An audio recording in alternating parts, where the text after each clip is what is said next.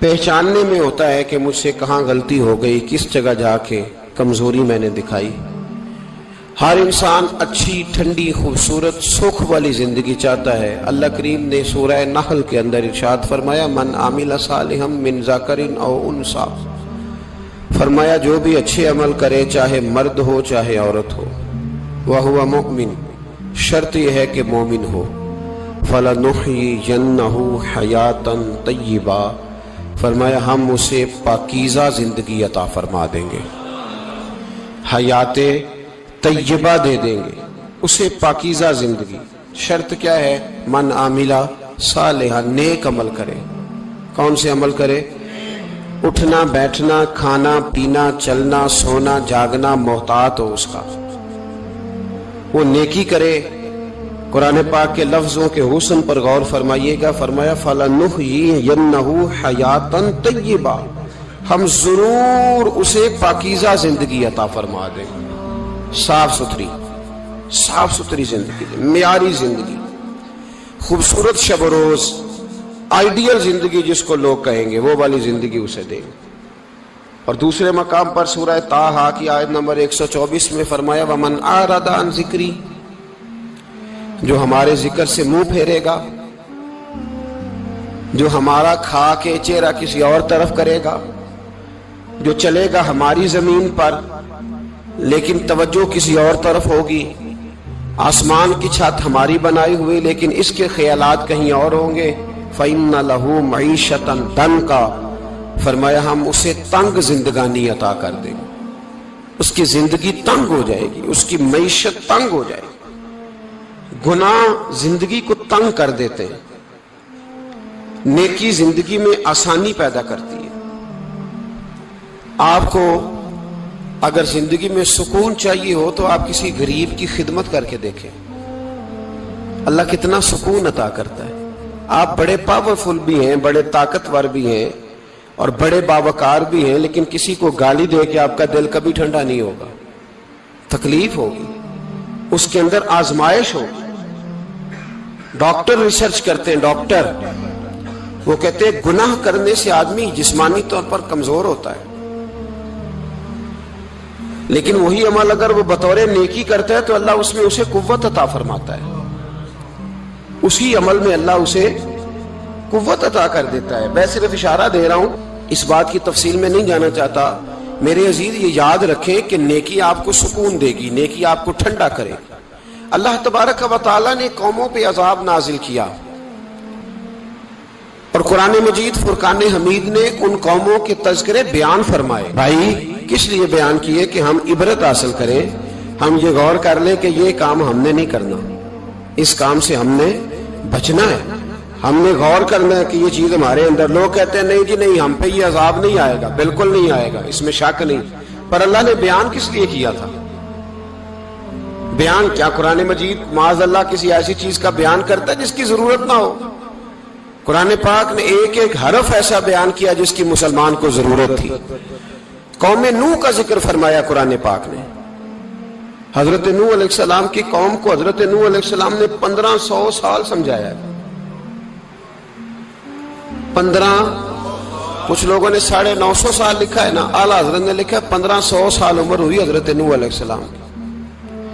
اللہ تعالیٰ بندے کو جلدی سزا نہیں دیتا، بلکہ قرآن مجید میں ایک جگہ رب کریم اس طرح بھی فرماتا ہے کہ جب بندے مجھے بھول جاتے ہیں تو میں ان کے لیے نعمتوں کے دروازے کھول دیتا ہوں۔ بندہ سمجھتا ہے کہ میں کچھ تو ہے نا کہ میرے اندر کہ میں جدھر جاتا ہوں خیر ہی خیر ہو جاتی ہے، وہ سمجھتا ہے کہ میری عقل ہے، حالانکہ اللہ اسے ڈھیل دیتا ہے، اللہ اسے ڈھیل دیتا ہے۔ گناہوں کی سزا کے 3 طریقے ہیں، ایک ہے متنبع کرنا، تنبیہ کرتا ہے اللہ، بندہ متنبع ہو جاتا ہے، یہ اللہ کا بہت بڑا احسان ہوتا ہے۔ ایک ہوتا ہے مہلت دینا، اور ایک تیسرا ہوتا ہے اللہ خفیہ تدبیر کرتا ہے۔ تھوڑا سا سمجھیے گا، انسان پر کوئی آزمائش آئی، فوراً اس کی چھٹی اس نے کہا کہ وہ فلاں جگہ غلطی کی تھی تب ایسا ہوا ہے، ہوتا ہے نا کئی دفعہ، آواز آتی ہے نا اندر سے، چلیں بول دیں کچھ نہیں ہوتا آپ کو، اللہ جانتا ہے یہاں کوئی کچھ نہیں کہے گا آپ کو، اور ہماری تو ویڈیو بھی نہیں گھومتی، یعنی خبر بھی نہیں ہو کہ کس نے ہاں کر دی کس نے نہ کر دی. آپ بغیر ٹینشن کے بات چیت کریں، آج کچھ نہیں ہوتا انشاءاللہ تعالی. آتی ہے اندر سے آواز؟ میں آپ سے اس لیے ان چیزوں کی تصدیق کراتا ہوں کہ باقیوں کو بھی آتی ہے کہ نہیں، اس لیے تصدیق. کبھی کوئی کسی جگہ انسان پریشان ہوتا ہے تو محسوس کرتا ہے کہ وہاں مجھ سے ہوتا ہے نا جی. جس کو یہ نصیب ہو جائے بڑا خوش نصیب آدمی ہے. حضرت مولا علی فرماتے ہیں اگر تجھے دنیا میں سزا مل گئی تو بچ گیا ہے، سمجھ پھر اللہ کرم کرے گا، آخرت میں سزا نہیں دے گا. اور یہ یاد رکھ لے، وما اصابکم من مصیبت فبما کسبت ایدیکم ویعفو عن کثیر. اللہ فرماتا ہے دنیا میں تجھے جو بھی تکلیف پہنچتی ہے وہ تیرے ہاتھوں کے کرتوتوں کی وجہ سے پہنچتی ہے. ویعفو عن کثیر، فرمایا کثیر گناہ تو میں ویسے ہی معاف کر دیتا ہوں. یہ جو تیری زندگی میں دکھ ہے نا، یہ بھی میری قلیل سزائیں ہیں. یہ کثیر پر سزا، یہ قلیل ہے. قلیل یہ جو تمہاری زندگی میں تکلیفیں، انسان کو سزا ملتی. حضرت فضیل بن عیاض رحمۃ اللہ تعالی علیہ گھوڑے پہ بیٹھے تھے، گھوڑا شرارت کرنے لگ گیا، اچھلنے لگ گیا، کودنے لگ گیا. تو حضرت فضیل بن عیاض نیچے اترے، ایک کونے میں جا کے نماز کی نیت باندھ لی، 2 رکعت نماز پڑھی، پھر دیر تک استغفار پڑھتے رہے، روتے رہے، دعا کرتے رہے. واپس آئے، خادم عرض کرنے لگے حضور سمجھ نہیں آئی، گھوڑے نے تھوڑی سی شرارت کی، وہ بدکا ہے، آپ نے اس کو چھوڑا ہے اور چھوڑ کر کے آپ نماز میں لگ گئے. تو حضرت فضیل بن عیاض فرمانے لگے جب بندہ اللہ کی نافرمانی کرتا ہے نا تو جو چیزیں اس کی فرما بردار ہوتی ہیں وہ اس کی نافرمانی کرنے لگ جاتی. تو مجھے محسوس ہوا تھا کہ میں نے کہیں اللہ کی نافرمانی کی ہے، اس لیے ایسا ہوا ہے کہ میرے گھوڑے نے میری، تو میں توبہ کرنے لگا ہوں. اور اب دیکھتا ہوں بیٹھ کے بھلا کیا ہوتا ہے. میں نے سچی توبہ، حالانکہ مجھے یاد نہیں کہ میں کہاں بولا، پر کھری اور سچی توبہ کی. دوبارہ گھوڑے پہ بیٹھے تو گھوڑا بالکل صحیح ہو کے ساتھ چلنے لگ گیا.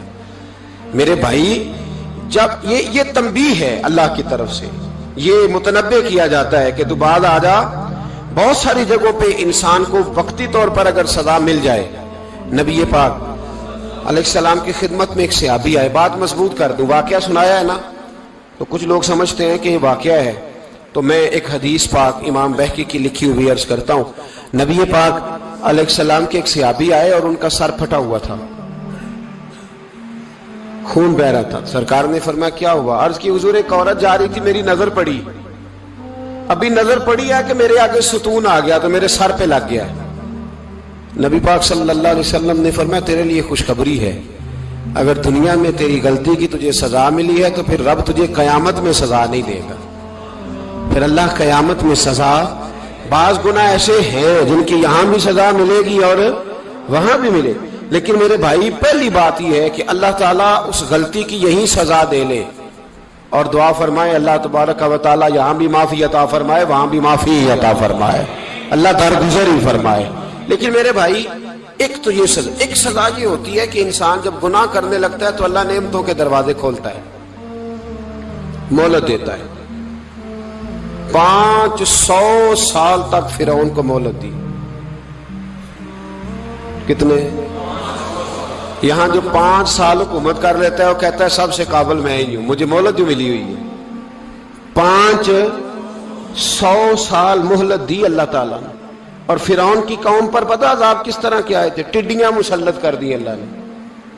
یہ گھومتی نہیں چھوٹی سی، ہم اپنی زبان میں اس کو کچھ لوگ مختلف ناموں سے یاد کرتے ہیں، کوئی مکڑی کہتا ہے، کوئی کچھ کہتا ہے. مسلط کر دی، جاتی نہیں. ان پر بنی اسرائیل کے ان مقابل جو فرعون کی قوم تھی ان پر الزام اس طرح کا عذاب آیا کہ مینڈک مسلط کر دی اللہ تعالیٰ. برتن کھولتے تھے اندر مینڈک نکلتا تھا، دنیا کی ہر دوائی استعمال کرتے تھے لیکن مینڈک نکل آتا تھا. تھوڑا سا سمجھا کریں چیزوں کو. ہمارے رنگ نہیں زیادہ گورے کہ ہم پر عذاب نہیں آتا. کوئی بہت زیادہ اللہ تعالیٰ معاف فرمائے دولت نہیں جمع کرا بیٹھے شاہی خزانے میں کہ ہم سے پوچھا نہیں جائے گا. یہ مہلت ہے، مہلت کو مہلت سمجھو. پھر جب پکڑ آتی ہے نا اللہ کریم کی، میں نے دیکھا ہے کروڑوں روپیہ، 6 اولادیں. ایک شخص کے بچے باہر سے آ رہے تھے، وہ بندہ بیمار تھا، مجھے کہنے لگا حضرت جی دعا کریں میں ان کے آنے سے پہلے مر جاؤں ورنہ آ کے مجھے مار دیں گے. دعا کریں. اتنی بے سکونی، کروڑوں روپیہ پڑا ہے تو یہ عذاب نہیں؟ کوئی ضروری ہے کہ پتھر ہی برسیں گے تو سمجھ آئے گی؟ یہ جو سگا بیٹا بوڑھے باپ کے قریب سے گزر جاتا ہے، سلام نہیں لیتا تو اس کو عذاب نہیں سمجھتے؟ یہ جو امت کی بیٹیاں، امت کی بچیاں، ہماری بچیاں ایک سال کے اندر 75,000 ہزار بچی ایک ڈویژن سے بھاگ کے شادی کر رہی ہے، اور ایک صوبے سے، تو اس کو آپ اللہ کا عذاب نہیں سمجھتے؟ یہ معمولی بات ہے؟ نہیں ہمارے رنگ ہو رہے ہیں، ہم بڑے سمارٹ ہیں. 1500 سال مہلت دی نوح علیہ السلام کی قوم کو. کتنے سال؟ بول کے بتائیے، بول کے دوبارہ بولیے. 1500 سال.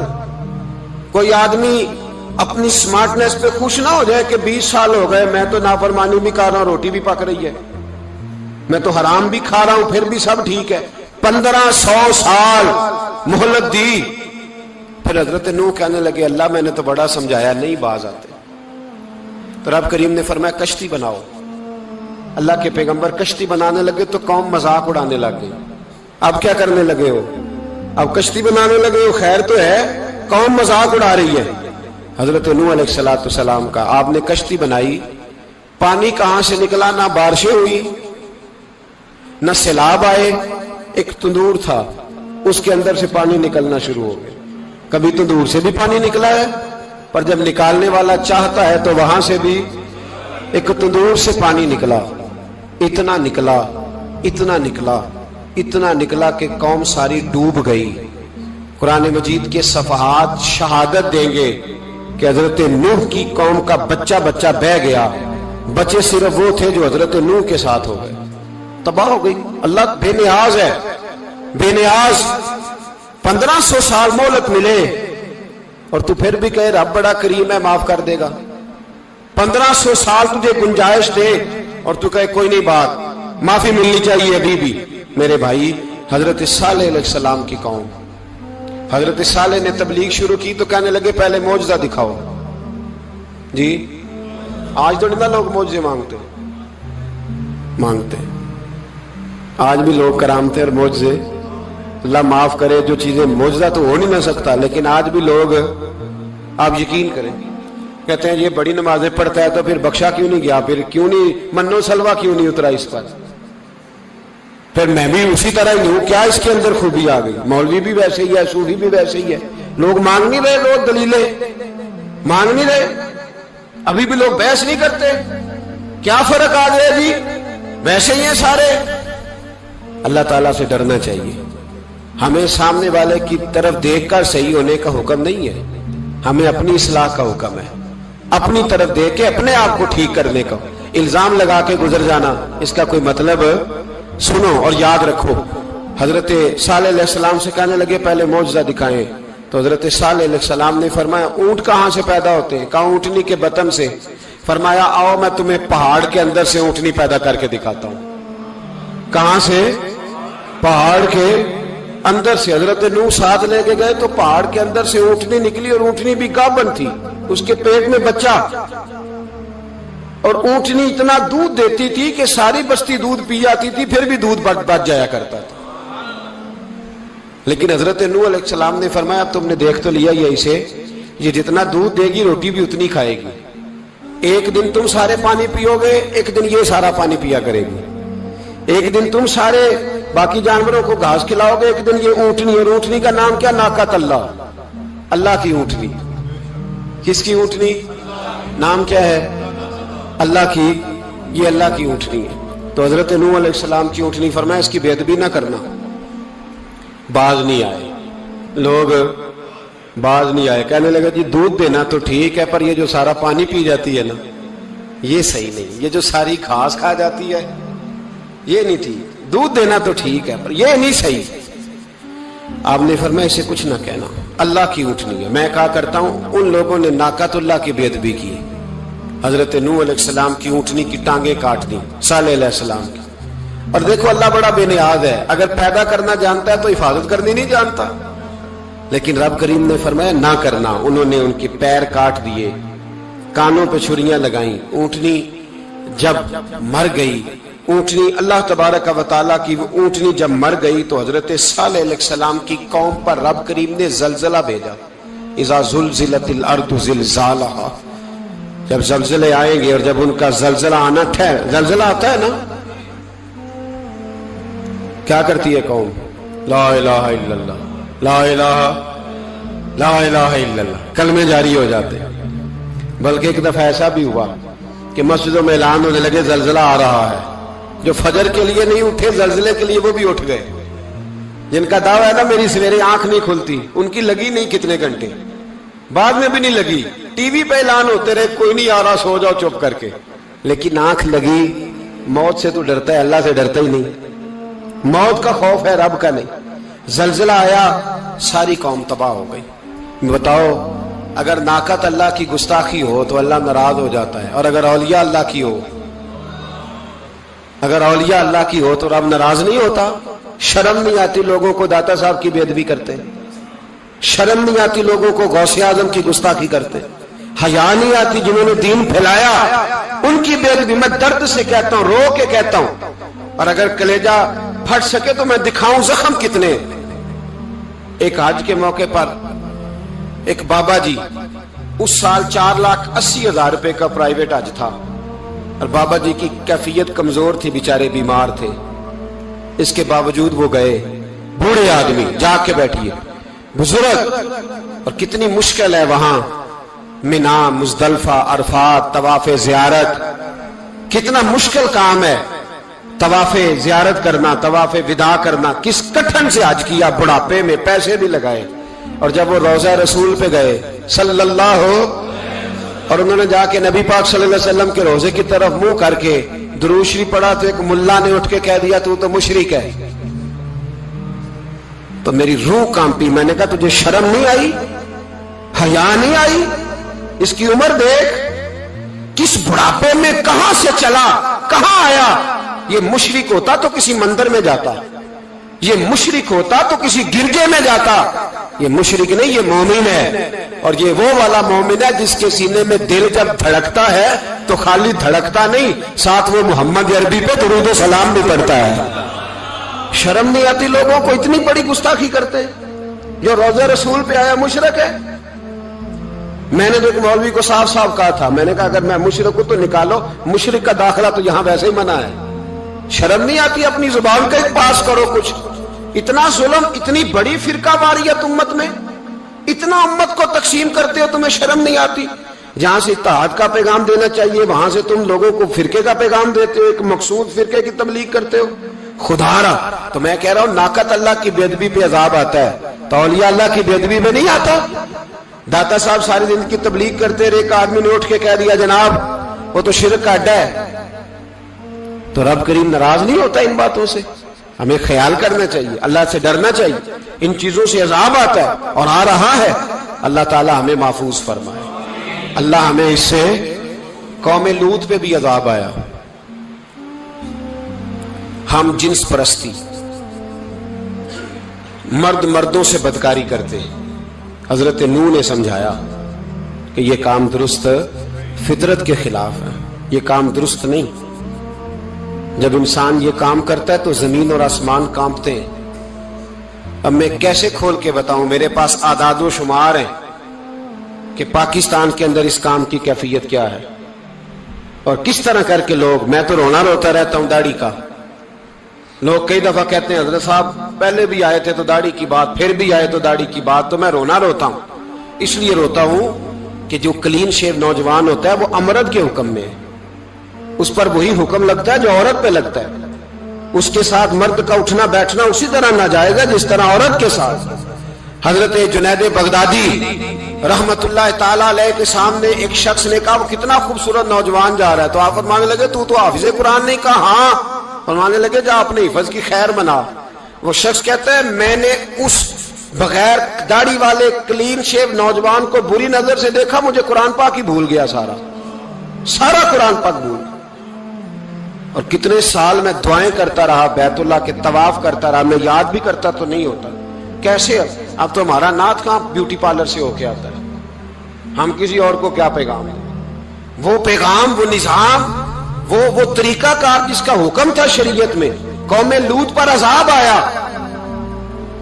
صحیح بیٹھتے ہوں گے بچے جو موٹر سائیکلوں پہ بیٹھتے ہیں. میں نے گجرانوالہ کی سڑکوں پہ بچوں کو نوجوانوں کو جو تماشے کرتے سرے عام دیکھا ہے تو مجھے ڈر لگتا ہے. اور کوئی روکنے والا نہیں, شغل ہو رہا ہے, ہنس رہے ہیں اور سامنے عورتیں بھی ہیں, سب ہو رہا ہے. کتنی تکلیف کی بات. حضرت نوح کی قوم یہ کام کرتی تھی, قرآن پاک نے بیان کیا ہے. حضرت نوح نے سمجھایا, فرمایا رب کریم نے تمہیں اپنی خواہش پوری کرنے کے لیے جائز طریقہ عطا فرمایا, عورتوں سے نکاح کرو, اور اس نکاح کی برکت سے جو اللہ تمہیں اولاد دے گا اس کو اللہ تبارک و تعالیٰ تمہارے لیے باعث بخشش بھی فرمائے گا. لیکن جب قوم نہ مانی تو جو قوم میں لوط کا عمل کرے اس کا علاج قرآن نے بیان فرمایا کہ آسمان سے پتھر برسیں گے. پھر پتھر برسے اور جن کے بڑے بڑے اچھے دماغ تھے ان کے دماغ چکنا چور کر دیے گئے, تباہ کر دیے گئے, ان کے دماغ زمین پر بچھاڑ دیا گیا.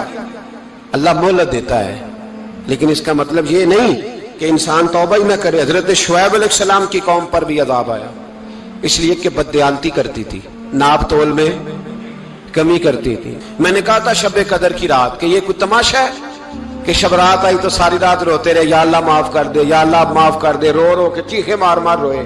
شب قدر آئی تو پھر چیخے ماری, ساری رات روئے. تو جس بندے کا پروگرام ہی نہیں سویرے بدلنے کا, دکان پہ بیٹھ کے پھر وہی ناپ تول میں کمی, پھر وہ اللہ تعالیٰ معاف کرے.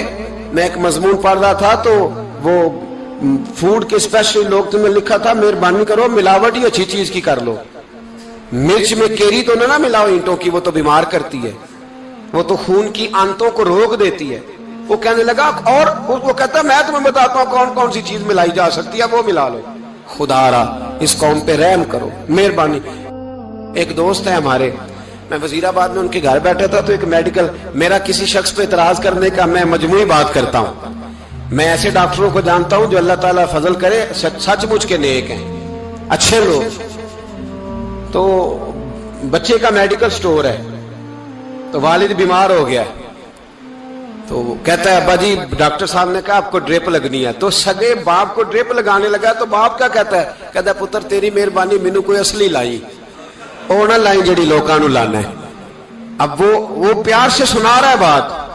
میں نے اسے کہا کہ یہ تو ڈوب مرنے کا مقام ہے نا, ڈوب مرنے کا مقام, کہ جس ملک کے اندر دوائی بھی صحیح نہ بکے, اصلی نہ ملے دوائی بھی, اور پھر وہ قوم کہے کہ ہم نے تو پورے روزے رکھے, ہم نے تو بڑا صدقہ اور خیرات کیا, دوائی بھی اصل نہ ملے. جناب شعیب علیہ السلام کی قوم ناپ تول میں کمی کرتی تھی تو اللہ تبارک و تعالیٰ نے ان پر بتا عذاب کس طرح کا بھیجا. شدید گرمی ہوئی, اللہ ہمیں محفوظ فرمائے. سارے آمین کہہ دیا. دیکھیں کتنا اچھا موسم کر دیا رب کریم, اللہ ہمیں محفوظ فرمائے, اللہ رحمت فرمائے. شدید گرمی کی لہر آئی, باہر اتنی گرمی ہوئی کہ لوگ اپنے گھروں میں گھس گئے. جس طرح سورج کی شعائیں گھروں کے اندر داخل ہو جاتی, اس طرح گرمی کی لہر اندر داخل ہوئی. اور جس طرح کسی کو آگ لگ جائے تو وہ آدمی اچھلتا کودتا ہے نا, اس طرح یہ لوگ اچھلنے لگے اور اچھل کود کے مر گئے. جرم کیا تھا؟ ناپ تول میں کمی کرتے. حضرت داؤد کی قوم بھی تباہ ہوئی. جرم کیا تھا؟ ہفتے والے دن مچھلیاں نہیں پکڑنی تو یہ پکڑتے تھے.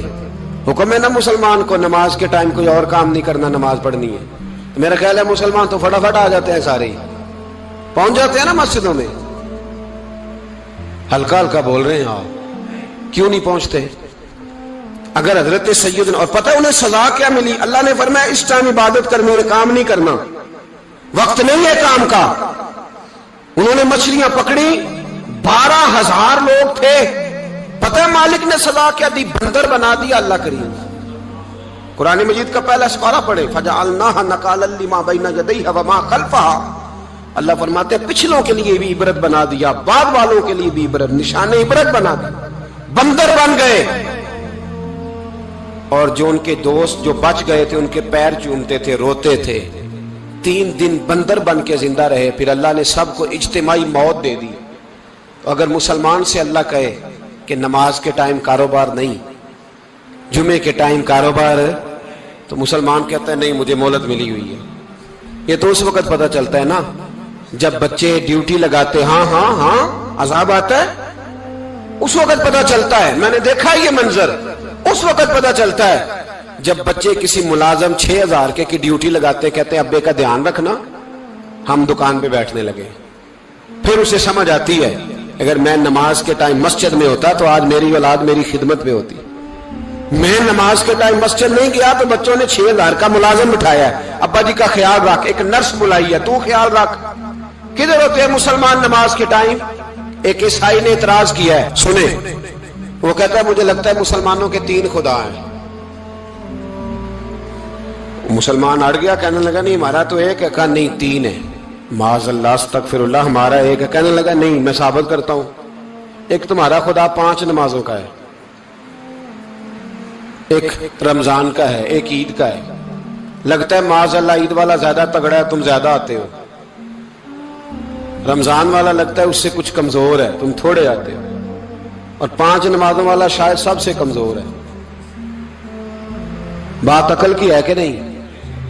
اس نے اعتراض ٹھیک کیا. تو مسلمان کو چاہیے نا خیال کرے.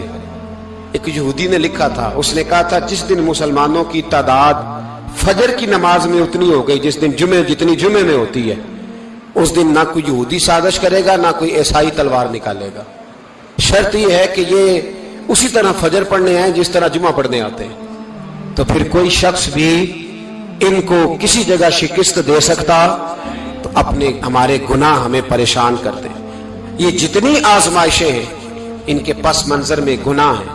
ہماری زندگی کے اندر جتنی تکلیفیں, ہماری پریشانیوں کا سبب ہم خود ہیں. بہت ساری جگہوں پہ ہم غلطی کرتے ہیں, اس کی ہمیں سزا ملتی, غلطی کی سزا.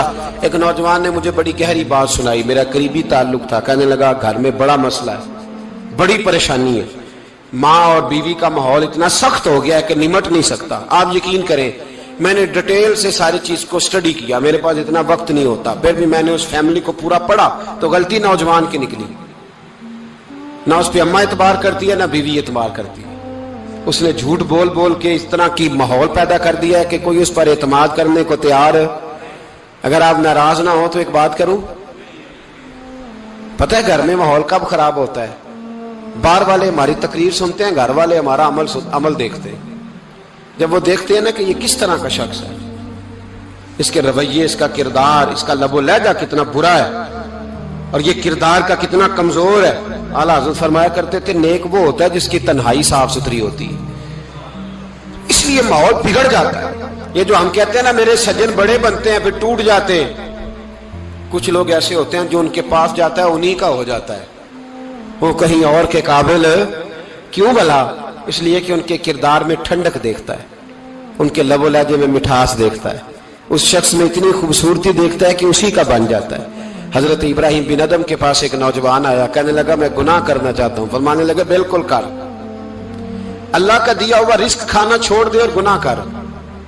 کہنے لگا یہ نہیں ہو سکتا. فرمانے لگے چل پھر اس طرح کر, رب کی زمین پہ نہ رہ, کسی اور کی زمین پہ چلا جا. کہنے لگا یہ بھی نہیں ہو سکتا.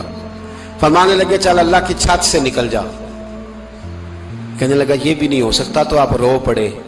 فرمانے لگے پھر جناب اسرائیل جب آئیں تو ان سے کہنا مجھے 2-3 سال کی مہلت دے دے, پچھلی میری گناہوں میں گزر گئی, میں ذرا 3 سال عبادت کر لوں. تو وہ شخص بھی رونے لگا, کہنے لگا حضور وہ مہلت نہیں دیتے, وہ جب لینے آتے ہیں تو پھر لے کے اللہ تعالیٰ نے جب انسان بنانا چاہا نا تو جناب جبریل کو کہا مٹی لے کے آ زمین سے. حضرت جبریل نے مٹی پہ ہاتھ ڈالا تو باقی کی مٹی رونے لگ گئی, اسے جدا نہ کر.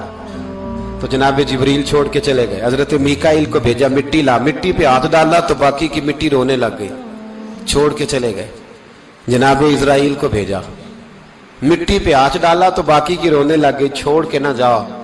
تو حضرت اسرائیل فرمانے لگے تیرا رونا دیکھو کہ رب کا حکم دیکھو. وہ لے گئے, جب پیش کی تو رب کریم نے فرمایا اسرائیل جان نکالنے کی ڈیوٹی بھی تیری, تو مٹی کو لے آنا, باقی مٹی روتی بھی رہے تو روتی رہے. جب میرا فیصلہ آ جائے تو پھر اس میں کوئی گنجائش, ہم کھاتے بھی اللہ کا ہیں, نافرمانی بھی اس کی کرتے, زمین پہ بھی اس کی چلتے ہیں, نافرمانی بھی اس کی کرتے, حکم کسی اور کا مانتے, چھت پہ رب کریم کی رہتے. اس طرح نظام نہیں چلتا. میرے بھائی یاد رکھ لو, गुनाहों की सजा मिलेगी, जिंदगी तंग हो जाए, यहां भी आजमाइश होगी और वहां भी। मैंने दर्स पे कहा था, फिर बात कहता हूं, ये मैं अपने लिए कह रहा हूं, तवज्जो है मेरी बात पर। दुआ फरमाया करें कि जो कुछ हम नजर आते हैं, अल्लाह हमें वैसा बनने की तौफीक भी अता फरमाए। अल्लाह वैसा बनने की, ये मुश्किल मामला है, मुश्किल। देखे ना, एक आदमी सियासतदान है, उसने बड़े अच्छे नारे लगाए, इनकलाब आ जाएगा, मैं गरीब का भला कर दूंगा, मैं यतीमों के सर पे हाथ रखूंगा, मैं मजबूरों की मदद करूंगा, मैं दुखियों की मदद करूंगा, मजदूरों को। उसने अच्छे अच्छे नारे सिखाए, अच्छा अच्छा उसने पैगाम दिया। अंदर उसके ये था कि इक्तदार मिलेगा तो मर्जी करूंगा। लोग उसके गिर्द भी गए, उसकी गाड़ी के पीछे भी भागे, लोगों ने उसके नारे भी लगवाए, जेब से पैसे लगा के उसके पोस्टर भी शाया किए, लोग उसके गर्विदा हो गए। लोगों ने पूरी, और मेरी कौम ने तो बेचारी ने कई दफा धोखे खाए। जिसने नारा लगाया, गरीब उसी के पीछे मसीहा बन के चल पड़ा। आज धोखा दे लिया, लोगों को पीछे लगा लिया। ये बताओ, अगर राज खुल जाए, अगर राज खुल जाए कि ये धोखा दे रहा है, ये फरेब कर रहा है, तो लोग उसका क्या हाल करेंगे? ये राज कयामत में खुल जाएगा, कयामत में ये राज, हाँ, ये खुल जाएगा, खुल जाएगा। ये धोखेबाज था। इज़ा ज़ुलज़िलतिल अर्दु ज़िलज़ालहा, जब जलजला आएगा जैसे उसका आना ठहरा, व अखरजतिल अर्दु अस्कालहा, जमीन अपने बोझ बाहर निकाल देगी। इससे मुराद क्या है कि जमीन पे जो जुर्म हुए जमीन बता देगी, बाहर निकल आए।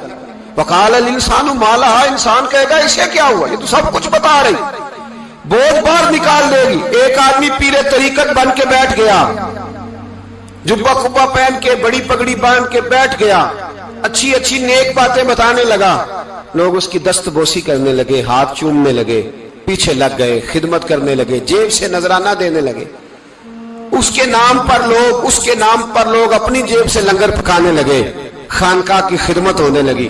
मेहमान उसके आते, नौकरी कोई और करता।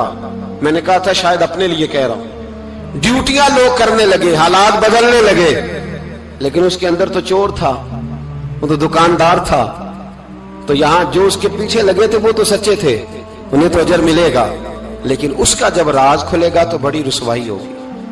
उसका जब राज खुलेगा तो बड़ी, एक मेरी तरह का दीनदार था, जो चेहरे का तो नेक था, अंदर पता नहीं क्या कुछ था। एक तवाइफ गुजर रही थी, उसने उसको तबलीग कर दी। कहने लगा बस कर दे, सियानी बन जा। तो किसी दानिश्वर में लिखा है, उसने बड़ा सख्त जवाब दिया उस औरत ने। कहने लगी बाबा, मैं तो जो हूं वो नजर भी आ रही हूं, तू बता जो तू नजर आता है वो तू है कि नहीं। उस बंदे ने चीख मारी और बेहोश होकर गिर पड़ा। तो लोगों ने कहा बाबा, आज किसी सूफी का कलाम सुना है जो बेहोश हो गया? तो उसने कहा नहीं, आज तवाइफ की बात सुनी है, तवाइफ की। और वो अजीब बात कर गई है, वो कह गई है मैं तो जो हूं मैं नजर आ रही हूं, तू भी तो बताना, तू बताना कि तू दस्तारे इमामत पहनता है।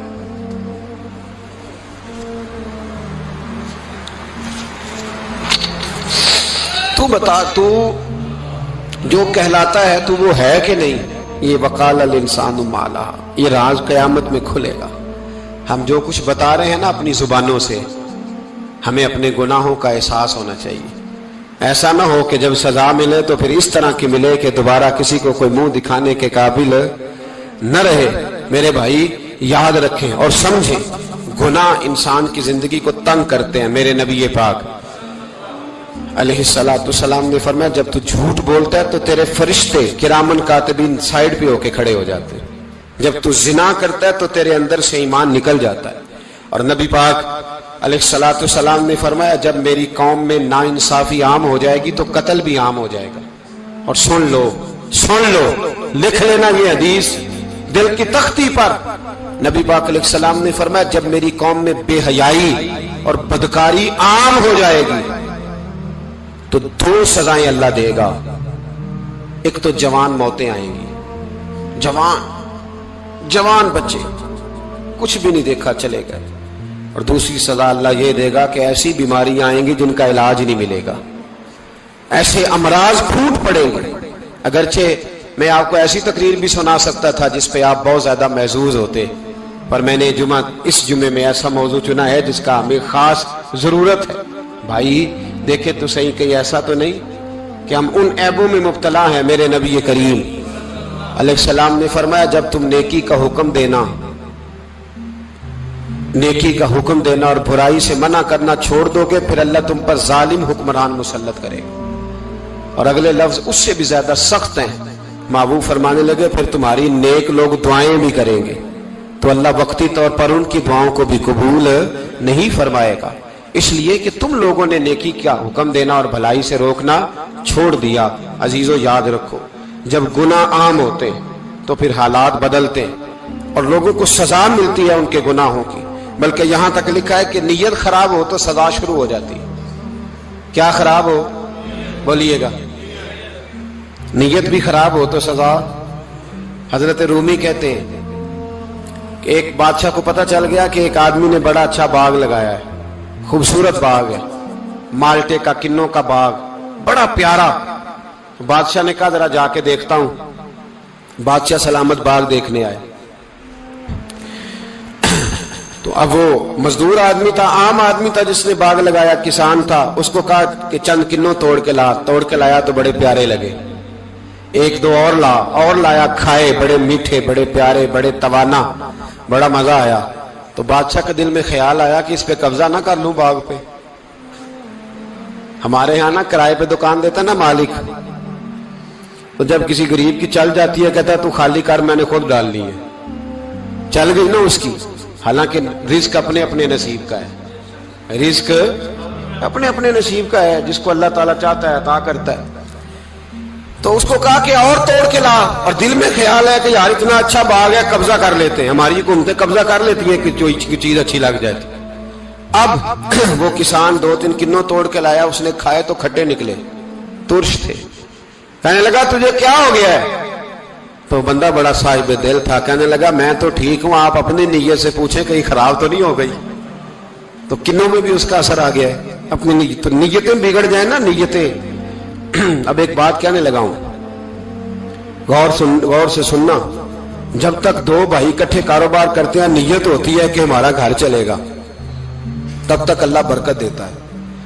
اور جب اپنی اپنی جیبیں سمیٹنے لگ جاتے ہیں نا کہ یہ میرا 5000 ہے، آج میں گیا تھا اگرائی کرنے، یہ میرا 10,000 ہے، آج میں نے محنت زیادہ کی، جب وہ ٹٹولنے لگتے ہیں پھر اس دکان سے بھی برکت اٹھ جاتی ہے، پھر وہاں سے بھی برکت چلی جاتی ہے۔ فَإِنَّ لَهُ مَعِيشَةً ضَنْكَ، فرمایا جب تو میں منہ پھیر لیتا ہے پھر تیری زندگی اللہ تنگ کر دے، پھر وہاں سے بھی برکت، خوبصورتی، اثر اٹھ جاتا ہے۔ ایک سنار نے گلی میں ایک یتیم چھوٹے سے بچے کو گھومتے دیکھا تو سنار بے اولاد تھا، بچے کو اٹھا کے گھر لے آیا۔ 18 سال اس بچے کی پرورش کی، اس کو پالا پوسا، جوان کیا۔ سنار کے پاس وہ دکان پہ چلا جاتا، وہ کئی دفعہ دکان پہ رہتا، کئی دفعہ گھر میں رہتا۔ ایک دفعہ وہ دکان پہ تھا، بچہ گھر تھا، 18 سال کا جوان، اس کی بیوی اکیلی تھی۔ وہ جس نے ماں بن کے پالا تھا اس نے اسی پہ حملہ کر دیا، اس کا بازو بری نیت سے تھاما، بیوی چیخی۔ تھوڑی دیر گزری تو وہ نوجوان پیروں میں بیٹھ گیا، کہنے لگا اماں پتہ نہیں مجھے کیا ہوا۔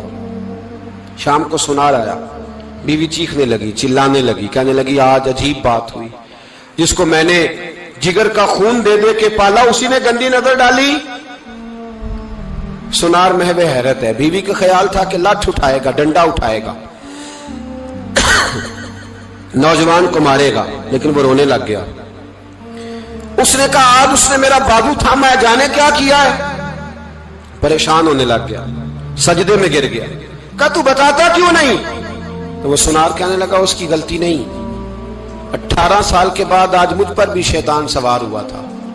ایک عورت آئی تھی، وہ اپنے بازوؤں میں چوڑیاں پہننا چاہتی تھی تو میں نے بھی گندی نظر سے ہاتھ ڈالا تھا، رب کریم نے مجھے فوراً اس کی سزا دی۔ جن کے گھروں میں بیٹیاں ہوتی ہیں ان کی نظریں گندی نہیں ہوتی، جو بیٹیوں کے باپ ہوتے ہیں، جو بہنوں کے بھائی ہوتے ہیں، ان کی نظریں گندی۔ اور اگر تو ٹیلی فون کرتا ہے، تو کسی عورت کے ساتھ تعلق رکھتا ہے تو یہ بات لکھ لے، امام فخر الدین رازی 1، علامہ اسماعیل حقی 2، ملا جلال الدین رومی 3، इमाम खाजन 4, इमाम जलालुद्दीन सयूती 5 हदीस के उस्ताद और मुहद्दिस लिखते हैं कि अगर तू किसी पर गंदी नजर डालेगा तो तेरा घर बच सकता, याद रख, नहीं बचेगा। इसलिए कि तेरी नजर किसी की बेटी को बेटी समझ, ताकि तेरी बच्ची का पर्दा कायम रहे। किसी की बहन को, ये क्या बात हुई कि तू जितना मर्जी गंद मुआशरे में फैलाता रहे तेरा घर बचा रहे, ये कैसे हो सकता है? फइन्ना लहू मईशतन दंका, अल्लाह फरमाते हैं जिंदगी तंग हो जाएगी तेरे लिए मुश्किल, तू ढूंढता फिरेगा कि मैं मरने को जगह तलाश करूं। सच्ची तौबा करे, खरी तौबा करे। ये गुनाह इंसान को मजबूर कर देते हैं। हजरत अब्दुल्लाह बिन मुबारक रहमतुल्लाह ताला अलैह, उनके सैकड़ों शागिर्द थे। एक शागिर्द के इंतकाल का वक्त आया तो घर गए मिलने। आप कहते हैं मैंने जोर लगा लिया पर उसकी जुबान पर कलमा जारी नहीं हुआ। मैं उसे कहता कलमा पढ़, पर उसकी जुबान पर जारी। अल्लाह अकबर, बहुत बड़ी नेमत है। दुआ फरमाए अल्लाह ईमान की मौत अता फरमाए, ईमान की मौत दे अल्लाह करे, ईमान की मौत दे। ऐसे भी लोग देखे हैं, मस्जिद नबवी है, रसूलुल्लाह का शहर है, सर सजदे में है, रूह परवाज कर गई। रूह पर कितना नसीबों वाला है, कितना नसीबों वाला है कि मस्जिद नबवी में सर सजदे में रखा है और अल्लाह तबारक व तआला ने महबूब के कदमों में मौत अता फरमाई। तो हज़रत अब्दुल्लाह बिन मुबारक कहते हैं मैंने उसको कहा कलमा पढ़, तो उसकी जुबान पे जारी नहीं होता। मैं बार बार कहता तो वो मिन्नत करता, कहता हुजूर मैं कोशिश करता हूं जारी नहीं होता। फरमाते मैं परेशान होके उठा, अभी मैं दरवाजे पे पहुंचा था, उसने चीख मारी और रूह परवाज कर गई। बच्चे रोने लगे, बीवी रोने लगी। तो मैंने उसकी बीवी से कहा कि ये जुर्म क्या करता था, इतना बड़ा पापी पे कलमा जारी नहीं हुआ। उसकी जौजा कहने लगी हजरत जी 2 गुनाह थे इसके। एक तो ये शराब का आदी था, रोकती थी बाज नहीं आता था, और दूसरी बात यह कि ये अपनी अम्मा का नाफरमान था। वो 2 गलियां छोड़ के रहती है, ये कभी मिलने नहीं गया था। उस बूढ़ी का कलेजा इसकी तरफ से बड़ी तकलीफ में था। तो हजरत अब्दुल्लाह बिन मुबारक कहने लगे जा तू भी दुआ कर और उसकी माँ को भी कह दुआ करे कि यहां तो ये कलमा नहीं इसे नसीब हुआ, अल्लाह करे अल्लाह आखिरत की मंजिलें इसकी बेहतर फरमा दे। मेरे भाई ऐसे गुनाह हजरत मालिक बिन दिनार ने तौबा की उन्होंने। किस तरह? फरमाते मैं नशे का आदी था, किसी ने मुझे कहा कि बतौर दवाई शराब पी लो तो मैंने पी ली। नशे का आदी था, शराब पीता था। अल्लाह ताला ने बड़ी मन्नतों और कोशिशों के बाद, मिन्नतों के बाद एक बेटी अता फरमाई। वो भी 2.5-3 साल की हुई तो पर्दा कर गई।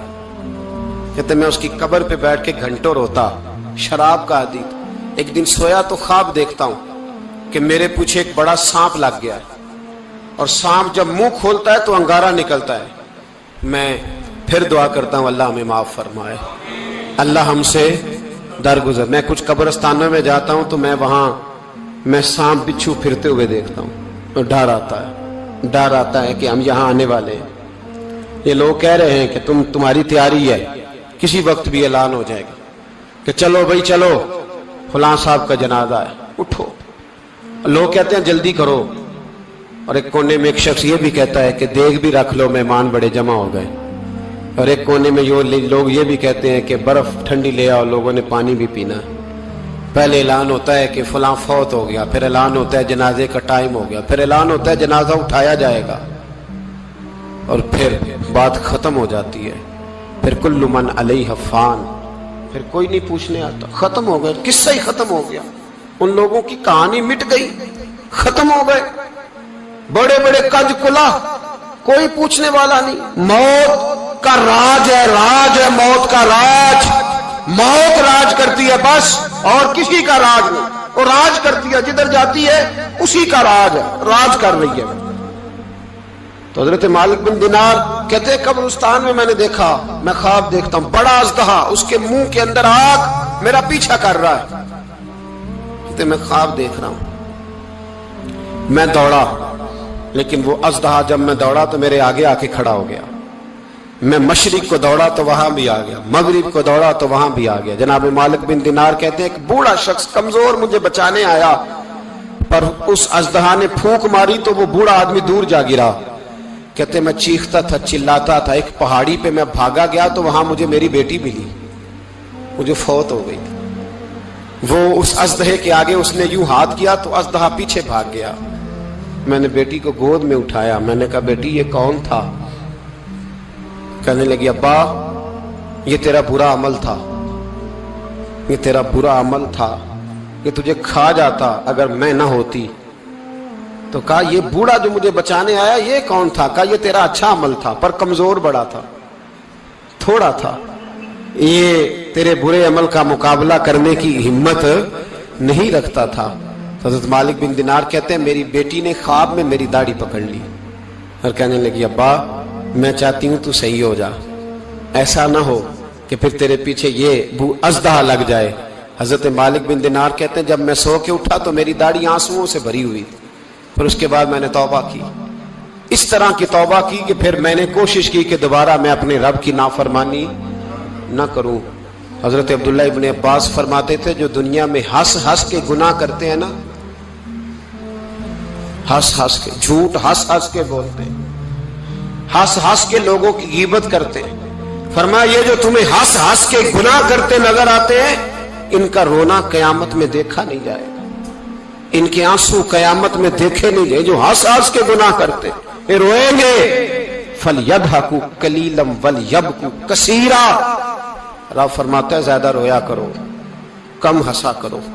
نبی پاک علیہ السلام روتے تو صحابہ کہتے حضور آپ اتنا کیوں روتے ہیں؟ تو محبوب فرماتے جو میں جانتا ہوں وہ تم نہیں جانتے. بھائیو قبروں میں اکیلے جانا ہے, کبھی غور کرنا اکیلے, کوئی بندہ ساتھ حساب دینے نہیں جائے گا. اماں بڑا پیار کرتی ہے لیکن قبر میں کبھی کوئی ماں بھی ساتھ دفن نہیں ہوتی. اپنا اپنا حساب دینا, مشکل وقت ہے, حساب کر لینا چاہیے, تیاری کر کے رکھنی چاہیے. گناہ اگر یہاں ہماری زندگی کو تنگ کریں گے تو وہاں بھی ہمارے لیے مشکلات پیدا کریں. نبی کریم علیہ السلام نے فرمایا ہے کہ اللہ بڑا مہربان ہے, اللہ بڑا کریم ہے, اللہ بڑا ستار ہے. اور یاد رکھو جب کوئی اس کی ریٹ کو چیلنج کرے, جب کوئی اس کے قانون کو توڑے, جب کوئی اللہ کی اعلانیہ نافرمانی کرے, پھر رب کریم کی غیرت کو اس کے عدل کو جوش آتا ہے. توبہ کرے سچی, مسجد کی حاضری دیں پابندی کے ساتھ. میری آپ سے ہمیشہ یہ گزارش رہتی ہے کہ مسجد کی حاضری پابندی سے دیں. میں اپیل کرتا ہوں داڑھی رکھ لیں, یہ میرے نبی کا طریقہ ہے صلی اللہ تعالی علیہ. واپس آ جائیں. ہماری بقا نہ ہمارے دین میں ہے, کوئی نہیں ہمیں رکھے گا, کوئی نہیں رکھے گا, کوئی نہیں. میرا ایک دوست رات بتا رہا تھا کہ سعودی عرب میں ایک شخص نے 30 سال محنت کی, تو جب وہ مرا ہے وہیں